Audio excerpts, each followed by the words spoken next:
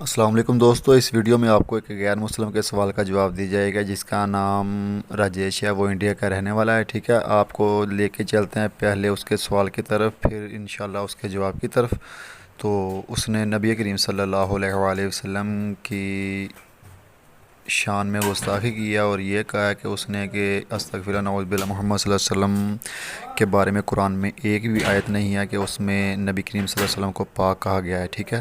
تو میں انشاءاللہ حوالہ جات دوں گا قرآن پاک سے، تو پہلے اس کا سوال سن لیں، پھر اس کے بعد میں آپ کو جواب دوں گا۔ यहाँ लिखा गया है कि परंतु सहायक अर्थात पवित्र आत्मा जिसे पिता मेरे नाम से भेजेगा वह तुम्हें सब बातें सिखाएगा और जो कुछ मैंने तुमसे कहा है वह सब तुम्हें स्मरण कराएगा। मतलब जब ये पवित्र आत्मा जो भी आएगा तो ये क्या करेगा, है ना। सबसे पहला जो है ये पवित्र आत्मा है, मतलब ये जो है ना पाक है ना। ये है ना पापी है ना, कि कभी गलती किया है ना, इससे कभी गलती हुआ है। मतलब यहाँ पे लिखा गया है कि जो आने वाला है सहायक जो आने वाला है वो पवित्र आत्मा है। अभी मोहम्मद आत्मा बन के आया था क्या, नहीं तो शरीर लेकर आया था, है ना। यही भी हमें मालूम पड़ जाता है कि ये मोहम्मद के लिए नहीं है, पवित्र आत्मा के लिए, क्योंकि मोहम्मद तो शरीर के साथ आया था, है ना, शरीर को धारण करके आया था। लेकिन पवित्र आत्मा जो है ना शरीर धारण करके नहीं आया था। तो सबसे पहली बात ये कि आत्मा आएगा करके बता रहा है। अब सेकेंड पॉइंट क्या बता रहा है कि पवित्र आत्मा आएगा, मतलब वो पवित्र रहेगा। तो क्या हम देखते हैं कि तो क्या मोहम्मद क्या पवित्र है। कुरान में अगर हम पढ़ेंगे एक भी रेफरेंस, एक भी आयत नहीं है कि जहाँ पर मोहम्मद को ना पाक कहा गया है, मोहम्मद को ना पवित्र कहा गया है। एक भी रेफरेंस ना कुरान में बिल्कुल भी नहीं है। लेकिन تو دوستو اس سوال کے بھی دو حصے بنتے ہیں۔ ایک حصہ وہ کہ جس میں راجیش نے کہا ہے کہ محمد صلی اللہ علیہ وسلم جسم کے ساتھ اس دنیا میں ظاہر ہوئے۔ یہ تو بہت لمبا موضوع ہے، اس کے اوپر میں بہت زیادہ دلائل دے سکتا ہوں اللہ پاک کے فضل و کرم سے، لیکن مختصراً طور پر میں یہ کہتا ہوں کہ یہ راجیش نے کہا ہے کہ وہ پاک روح ہوگی، لیکن محمد صلی اللہ علیہ وسلم تو وہ جسم کے ساتھ ہیں۔ تو دوستو وہ محمد صلی اللہ علیہ وسلم کی ہی پیشن گوئی ہے، ٹھیک ہے، بائبل میں، کہ جیسے حضرت آدم علیہ السلام کے اندر اللہ پاک نے پاک روح پھونکی اور وہ اس دنیا میں تشریف لائے، جس طرح حضرت عیسیٰ علیہ السلام جسمانی طور پر ہمارے پاس اس دنیا میں تشریف لائے تھے، تو ان کے اندر اس عیسیٰ علیہ السلام کے اندر بھی اللہ پاک نے جو روح پھونکی تھی، پاک روح پھونکی تھی، ٹھیک ہے۔ اسی طرح محمد صلی اللہ علیہ وآلہ وسلم کے جسم اطہر میں بھی پاک روح پھونکی گئی، ٹھیک ہے۔ تو نبی کریم صلی اللہ علیہ وسلم کی روح بھی پاک ہے، جسم بھی پاک ہے، اور عیسیٰ علیہ السلام بھی اس دنیا میں جسمانی طور پر ظاہر ہوئے، حضرت مریم علیہ السلام کے جسم اطہر سے پیدا ہوئے، ٹھیک ہے، پاک روح ان کے اندر تھی، ٹھیک ہے۔ تو حضرت محمد صلی اللہ علیہ وسلم کا یہی حوالہ ہے کہ ان کے اندر بھی پاک روحی تھی، یہ وہی بات ہو رہی ہے، ٹھیک ہے۔ اب چلتے ہیں یہ سوال کے دوسرے حصے کی طرف۔ سورہ ال عمران کی آیت نمبر 164 میں اللہ پاک نے ارشاد فرمایا، بے شک مسلمانوں پر اللہ تعالیٰ کا بہت بڑا احسان ہے، انہیں میں سے ایک رسول ان میں بھیجا جو انہیں اس کی آیتیں پڑھ کر سناتا ہے اور انہیں پاک کرتا ہے۔ یہ پہلی گواہی ہے کہ دوستو قرآن پاک میں نبی کریم صلی اللہ علیہ وسلم کے پاک ہونے کی، کہ جو نبی آیتیں پڑھ کر لوگوں کو، مومنوں کو پاک کر سکتا ہے، وہ پاک کیوں نہیں؟ یہ راجیش میرا تجھ سے یہ سوال ہے کہ جو نبی لوگوں کو پاک کر سکتا ہے، اس کی پاکی میں تجھے شک ہے کوئی؟ سورہ المائدہ آیت نمبر 6 میں یہ اللہ پاک نے ارشاد فرمایا، اللہ تعالیٰ تم پر کسی قسم کی تنگی ڈالنا نہیں چاہتا، بلکہ اس کا ارادہ تمہیں پاک کرنے کا اور تمہیں اپنی بھرپور نعمت دینے کا ہے تاکہ تم شکر ادا کرتے رہو۔ تو یہاں پہ اللہ پاک مسلمان مومنوں سے یہ کہہ رہے ہیں، یہ فرما رہے ہیں کہ اللہ پاک کا ارادہ ہے کہ مسلمانوں کو، مومنوں کو پاک کر دیں، ٹھیک ہے۔ تو دوستو یہ اس بات کو تو آپ سمجھ ہی چکے ہوں گے کہ جو رب اپنے محمد صلی اللہ علیہ وآلہ وسلم کی امت کو، محمد صلی اللہ علیہ وسلم کے ماننے والوں کو پاک کرنے کا ارادہ رکھتا ہے، تو اس نے اپنے نبی کو کیوں خیر سے محروم رکھا؟ راجیش میں تم سے یہ سوال کرتا ہوں کہ جس نبی کی امت کو اللہ پاک پاک کرنے کا ارادہ رکھتے ہیں، ٹھیک ہے، پاک کرتے ہیں، تو اس نبی کو اللہ پاک نے کیوں نہیں پاک کیا؟ بلکہ وہ پاک تھے، ٹھیک ہے، لیکن تمہاری عقل سمجھ کام نہیں کر رہی۔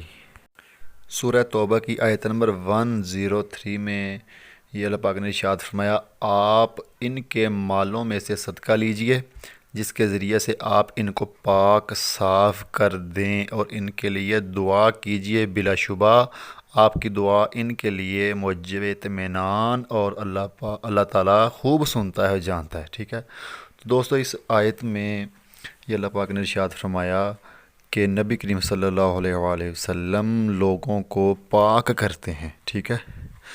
تو راجیش میں تم سے یہ پوچھتا ہوں کہ جو نبی کی گواہی اللہ پاک دے رہے ہیں کہ وہ نبی لوگوں کو پاک کرتا ہے، تو وہ نبی پاک کیوں نہیں ہے، ٹھیک ہے۔ یہ تیسری دلیل ہے قرآن پاک سے نبی کریم صلی اللہ علیہ وسلم کے پاک ہونے کی۔ اب آگے چلتے ہیں۔ سورہ النور کی آیت نمبر 21 میں یہ اللہ پاک نے ارشاد فرمایا اگر اللہ تعالیٰ کا فضل و کرم تم پر نہ ہوتا تو تم میں سے کوئی بھی کبھی بھی پاک صاف نہ ہوتا، ٹھیک ہے۔ تو یہاں پہ اللہ پاک مسلمان مومنوں سے یہ ارشاد فرما رہے ہیں کہ اللہ پاک کہتے ہیں کہ اگر میرا فضل تم پر نہ ہوتا تو تم میں سے کوئی بھی پاک صاف نہ ہوتا، ٹھیک ہے۔ لیکن اللہ تعالیٰ جسے پاک کرنا چاہے کر دیتا ہے، اور اللہ سب سننے والا سب جاننے والا ہے۔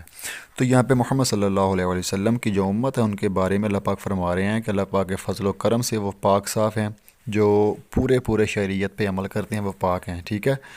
یہ میں تمام مسلمانوں کی بات نہیں کر رہا ہوں، ٹھیک ہے، کیونکہ دنیا میں بہت زیادہ مسلمان ایسے ہیں جو کچھ گناہ بھی کرتے ہیں، لیکن جو پاک صاف ہیں، جن کو اللہ پاک نے پاک صاف کیا وہی اصل مومن ہے، ٹھیک ہے۔ تو جس نبی کی امت کو اللہ پاک نے پاک صاف کیا تو وہ نبی کے بارے میں راجیش تمہارا خیال کیوں غلط ہے کہ وہ پاک نہیں ہے۔ سورہ النور آیت نمبر 26 میں اللہ پاک نے ارشاد فرمایا کہ خبیث عورتیں خبیث مردوں کے لائق ہیں اور خبیث مرد خبیث عورتوں کے لائق ہیں، اور پاک عورتیں پاک مردوں کے لائق ہیں اور پاک مرد پاک عورتوں کے لائق ہیں۔ ایسے پاک لوگوں کے متعلق جو کچھ بکواس بہتان باز کر رہے ہیں وہ ان سے بالکل بری ہیں، ان کے لیے بخشش ہے اور عزت والی روزی ہے، ٹھیک ہے۔ تو پاک مردوں کے لیے پاک عورتیں، پاک عورتوں کے لیے پاک مرد، یہ مسلمانوں کے بارے میں اللہ پاک قرآن پاک میں فرما رہے ہیں، ٹھیک ہے۔ تو جو پاک مرد اور پاک عورتیں ہیں اللہ پاک نے ان کے بارے میں فرمایا کہ ان کے لیے بخشش ہے، عزت والی روزی ہے، ٹھیک ہے۔ تو جس نبی کی امت پاک ہے اللہ پاک فرما رہے ہیں کہ جو اس امت میں رہنے والے کچھ لوگ پاک ہیں، کچھ عورتیں پاک ہیں، ٹھیک ہے، تو ان کے لیے عزت والی روزی ہے اور بخشش ہے۔ تو اس نبی کے بارے میں راجیش تمہارا کیوں خیال غلط ہے کہ وہ ناپاک ہیں۔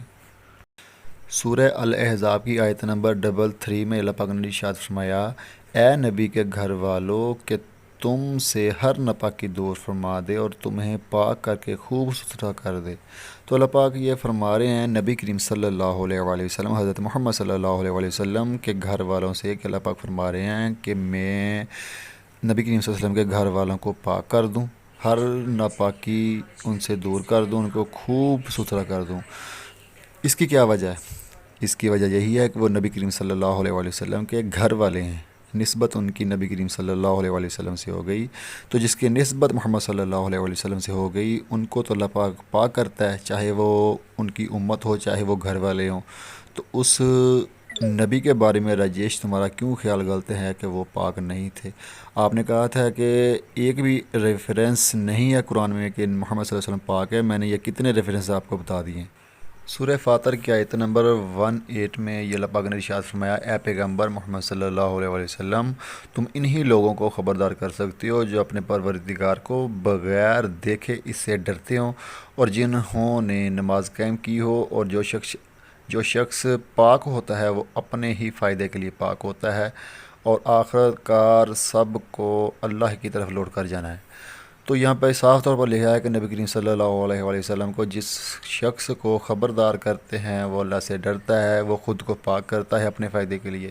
جو جس شخص کو نبی کریم صلی اللہ علیہ وسلم اللہ کا ہر راستہ بتائیں، قرآن کی آیتیں بتائیں، وہ خود کو پاک کر لیتا ہے، ٹھیک ہے۔ کس کے ذریعے؟ محمد صلی اللہ علیہ وسلم کے ذریعے۔ جو لوگ مسلمان مومن محمد صلی اللہ علیہ وآلہ وسلم کے ذریعے پاک ہوتے ہیں، ٹھیک ہے۔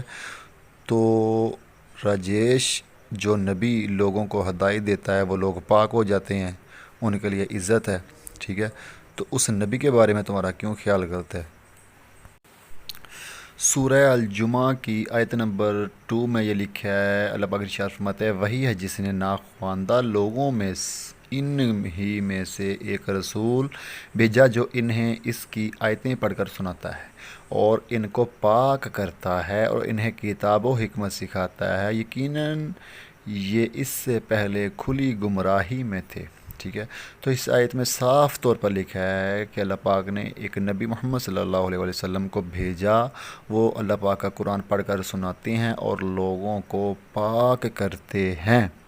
راجیش، تم نے غور سے سن لیا میں نے کیا کہا کہ قرآن میں یہ لکھا ہے سورہ جمعہ آیت نمبر 2 میں کہ اللہ پاک نے فرمایا کہ محمد صلی اللہ علیہ وسلم میری آیتیں پڑھ کر لوگوں کو سناتے ہیں اور پاک کرتے ہیں۔ ٹھیک ہے، یہ ریفرنس آپ سکرین پہ بھی دیکھ رہے ہوں گے اس وقت کہ جو نبی اللہ کی آیتیں پڑھتے ہیں اور لوگوں کو پاک کرتے ہیں، راجیش وہ نبی خود پاک کیوں نہیں؟ میرا یہ تم سے سوال ہے، تم نے یہ ثابت کرنا ہے، ٹھیک ہے، وہ کیوں نہیں پاک جو لوگوں کو پاک کرتے ہیں؟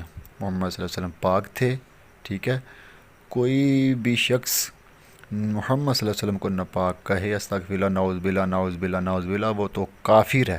ٹھیک ہے، تو راجیش اپنے ایمان کی اب خیر منا، ٹھیک ہے، تمہارے ہر سوال کا اللہ کے فضل و کرم سے میں یہ جواب دوں گا تمہیں۔ ٹھیک ہے، میں نے آج تک جتنی بھی ویڈیوز بنائی ہیں غیر مسلموں کے بارے میں نے آج تک عیسیٰ علیہ السلام کا ذکر کیا ہے اپنی ویڈیوز میں نے آج تک عیسیٰ علیہ السلام کو گستاخی کے الفاظوں سے نہیں پکارا، کیونکہ وہ اللہ کے نبی ہیں، مجھے پتہ ہے ان کی گستاخی کفر ہے۔ ہم کفر کیوں کریں؟ ہمیں محمد صلی اللہ علیہ وسلم نے یہ تعلیم دی ہے کہ سب انبیاء کرام کی عزت کریں۔